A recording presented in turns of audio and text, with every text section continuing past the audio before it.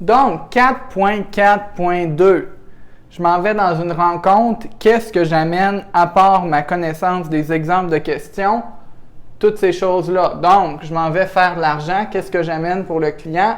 Ma carte, mon audit du client imprimé sur l'entête officielle avec le logo en noir et blanc, le petit dépliant et l'étude de cas imprimée sur notre entête officielle qui donne un exemple d'un client qui a fait beaucoup d'argent pour laisser au client. Et je mets tout ça dans ma belle grosse pochette noire. Je laisse ça au client comme un beau paquet. Il faut aussi que j'amène mon formulaire de paiement préautorisé pour pouvoir faire signer le client. Donc, le client ne signe pas de contrat pour le service. Il fait juste signer un document qui dit le paiement préautorisé avec son numéro de carte de crédit dessus. On se rappelle de ce que j'ai référé.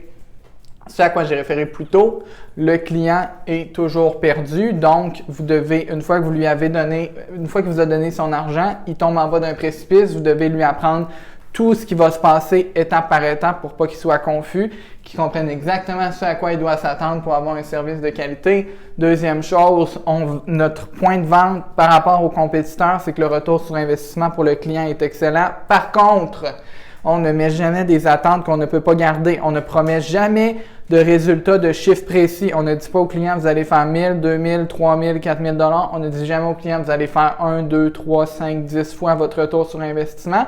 On ne fait jamais de promesses concrètes. Donc, je promets au client qu'il va avoir un bon retour sur investissement positif, mais je ne promets pas de chiffres concrets et je m'assure toujours aussi que je promets plus bas que ce qu'on offre normalement pour que le client soit content une fois qu'il reçoit.